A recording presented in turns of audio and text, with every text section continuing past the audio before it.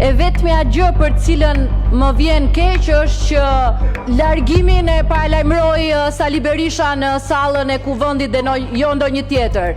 Vetëm për këtë jam e habitur që i doli fjala për asgjë tjetër. Po e kam seriozisht dhe shkoj deri në fund, me ju bashkërisht.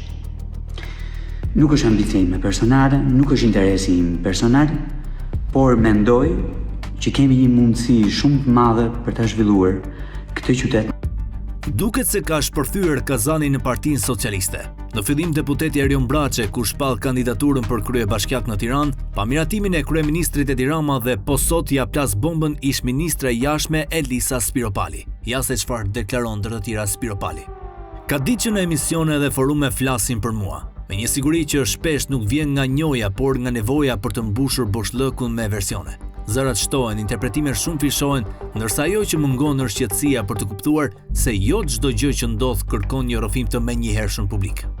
Heshtja ime nuk është mungesë përgjegjësie, është një kufi vendosur mes asaj që duhet thënë dhe asaj që duhet kuptuar, sepse në një kohë kur gjithçka kërkon të shpjegohet, rrezikojmë të humbasim kuptimin e vetë përgjegjësisë. Ajo që ndodh nuk është thjesht një çështje personale, por një shfaqje një modeli që po zgjerohet me një normalitet të heshtur ku arroganca dhe abuzimi nuk paraqitet më si devijime por si forma të pranueshme shoqërore. Ky model nuk imponohet vetëm me vendime, por ndërton një kulturë ku bindja konsiderohet virtyt dhe përshtatja shpërblet më shumë se merita, duke zhvendosur gradualisht politikën nga një hapësirë konkurrencës së ideve në një strukturë të mbyllur ku rëndësi ka se sa përshtatesh dhe jo sa vlen. Në këtë rrjedh, fitoria fillon të humbas për mbajtjen e saj morale dhe reduktohet në rezultat, e ndërsa besimi dobësohet në mënyrë të padukshme. Dhe kur iluzioni zëvendëson reflektimin, atëherë dhe dinjiteti fillon të trajtohet si një element i negociueshëm, i varur nga momenti dhe nga pozicioni, jo si një vlerë që qëndron përtej pushtetit. Këtu fillon dhe heshtja e debatit, jo si mungesë mendimesh, por si mungesë hapësire për t'i vënë në jetë. Sepse debati nuk zhduket, ai shtyhet dhe kur shtyhet, nuk krijon qetësi, por grumullim të padukshëm tensioni. Dhe pikërisht aty ku debati zëvendësohet nga dakordësia e heshtur, meritokracia fillon të përmendet si parim, por nuk funksionon më si praktik, sepse ajo kërkon një drejtësi që nuk pranon kompromise me ratin e pushtetit. Në këtë klim, frika nuk ka nevojë të shpallet për të ekzistuar, ajo ndihet.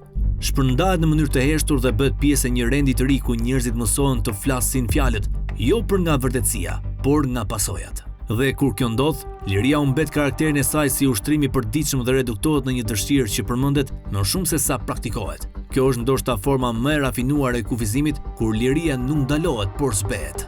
Ndërkohë Europa mbetet referencë e përhershme në diskurs, një fjalë që përdoret për të legjitimuar çdo drejtim. Europa nuk është një narrativ për t'u siktuar, por një rend vlerash që kërkon përputhje dhe çdo distancë mes fjalës dhe praktikës e bën këtë referencë të zbrazët.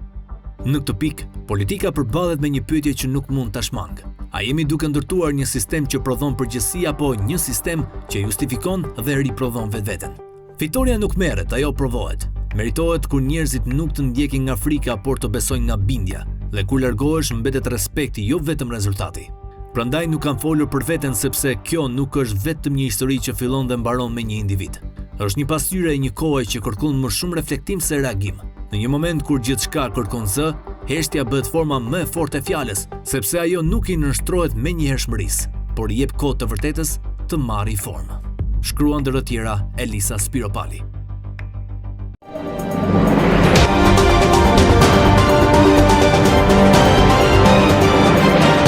Editoriali Koha Jon.